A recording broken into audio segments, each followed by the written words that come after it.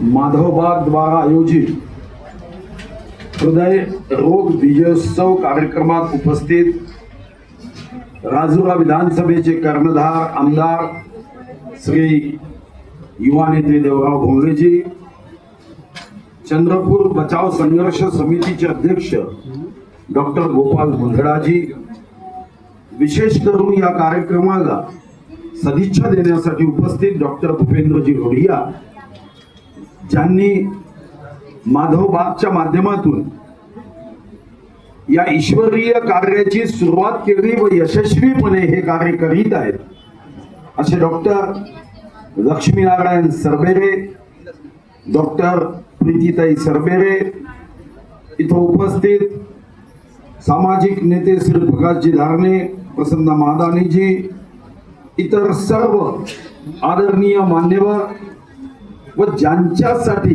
हा विजयोत्सव साजरा करण्यासाठी आज आपण एकत्र आलो, ज्यांनी हृदय रोगावर विजय प्राप्त केलाय, असे सर्व माझे विजयी सेनापती, प्रिय बंधू आणि भगिनींनो, मी सर्वप्रथम आपल्या सर्वांना मनापासून सदिच्छा देतो, शुभकामना देतो. आपल्या सर्वांचं या विजयाबद्दल अभिनंदन करताना, एकाग्रतेबद्दल अभिनंदन करताना शक्तिदायिनी तेजोदायिनी माता महाकालीच्या चरणी प्रार्थना करतो की मा महाकाली या सर्वांना तू उदंड उदंड आयुष्य दे, भरभरून सुख आणि समाधान दे, यांच्या आयुष्यामध्ये निरोगी जीवन दे, ही माता महाकालीच्या चरणी प्रार्थना करतो. आज आषाढी एकादशी आहे. तुम्हा सर्वांना आषाढी एकादशीच्या निमित्तानेही सदिच्छा देतो, शुभकामना देतो. या महाराष्ट्राचा आराध्य दैवत भगवान विठ्ठल आपल्या सर्वांना भरभरून आशीर्वाद देव, अशी भगवान विठ्ठलाच्याही चरणी प्रार्थना करतो. खरं तर आज व्यस्तता होती, पण साधारणतः एखादा उत्तम कार्यक्रम असेल ज्यामध्ये समाजहित आहे, ज्यामध्ये एक दिशा आहे, ज्यामध्ये एक संदेश आहे, अशा कार्यक्रमात उशीर जरी झाला तरी मी उपस्थित राहण्याचा नेहमीच प्रयत्न करतो. आणि हे खरं आहे की डॉक्टर सरबेरे, त्यांची टीम व डॉक्टर प्रीतीताई या सर्व एकत्र येऊन चंद्रपूर मध्ये हे एक महत्वाचं काम करत आहेत. एखाद्याला डोनेशन धनाचं देणं हे तसं सोपी आहे, पण एखाद्याला त्याच्या आयुष्यात उत्तम आरोग्यासाठी मदत करणं हे तसं कठीण काम आहे. आज आषाढी एकादशी असतानाही या कार्यक्रमाचं आयोजन केलं तर त्याचा पहिला संदेशच आहे की रोज पोट भरून जेवू नका, थोडस तरी उपवास ठेवा.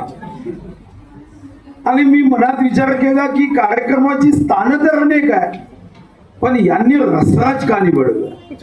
कारण मी पहिल्यांदाच या सभागृहात आणि रसराज मध्ये आलो, तर जेव्हा मी खालती आलो तेव्हा माझ्या लक्षात आलं की हे अप्रत्यक्ष नियंत्रण कसं करावं हे शिकवत आहे की खालतून जाताना कितीही मिठाई किंवा इतर पदार्थावर लक्ष गेलं तरी मनावर नियंत्रण ठेवा, म्हणून रसराज निवडलं असेल. कारण जातानाच समजून जातं की हा विजय प्राप्त करू शकतो की नाही हे एका मिनिटात लक्षात येतं. आणि या ठिकाणी आपण सर्वजण आलात आणि त्याचं कारण एक आहे, सर्वांना आपण मेडल दिलं, प्रशस्ती पत्र दिलं. माझा तर आपल्याला आग्रह आहे, काही प्रशस्ती पत्रावर नाव लिहिली होती, काही याच्यावर नाव नंतर लिहिलं जाईल, पण माझा आपल्याला आग्रह आहे की हे प्रशस्ती पत्र मुद्दाम आपल्या घरी दर्शनी भागात लावा. हे यासाठी नाही की तुम्ही विजय प्राप्त केला, हे यासाठी की इतर जे या हृदय रोगाने ज्यांना त्रास सहन करावा लागतो त्यांना सुद्धा ते प्रमाणपत्र पाहिल्यानंतर मी सुद्धा माझ्या हृदय रोगावर विजय प्राप्त करू शकतो, ही ऊर्जा, हे मोटिवेशन, ही प्रेरणा प्राप्त होऊ शकेल. मी कधीतरी एका पुस्तकात वाचलं की सर्वात मोठा राजा कोण? जो राज्य जिंकतो, जो भूमी जिंकतो, जो सैन्य जिंकतो, तो सर्वात मोठा राजा नाही आहे. सर्वात मोठा राजा तो आहे जो मन जिंकतो. आणि तुम्ही आपलं मन जिंकून या हृदयरोगावर विजय प्राप्त केलाय. आणि म्हणून तुमचं अभिनंदन. माधवबाग या क्षेत्रामध्ये काम करताय. खरं तर आपला देश हा ज्ञानी विचारवंताचा देश, हा महामानवांचा देश.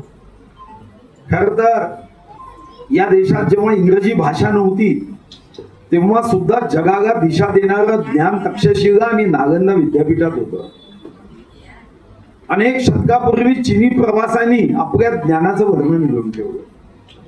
तर आपल्या सर्वांची आपली अवस्था कस्तुरी मृगासारखी झाली, की जसं कस्तुरी मृगाच्या बेंबीमध्ये कस्तुरी असते, पण तो सुगंधाच्या दिशेने धावत असतो धावत असतो धावत असतो. त्याला कधी लक्षातच येत नाही अरे कस्तुरी माझ्या पोटात. आणि म्हणून विश्वगौरव, देशगौरव, प्रधान सेवक माननीय प्रधानमंत्री महोदयांनी 21 जून हा आंतरराष्ट्रीय योग दिवस 2014च्या सप्टेंबर मध्ये संयुक्त राष्ट्रसंघाच्या परिषदेमध्ये या दिवसाची कल्पना मांडली. आणि या कल्पनेला 170 पेक्षा जास्त देशांनी उचललं.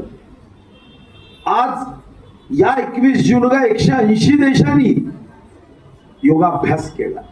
आणि तुम्हाला आश्चर्य वाटेल, आपल्याकडे योग करा असं धावून धावून लोक स्वतःहून फुकट योग शिकवायला तयार आहे.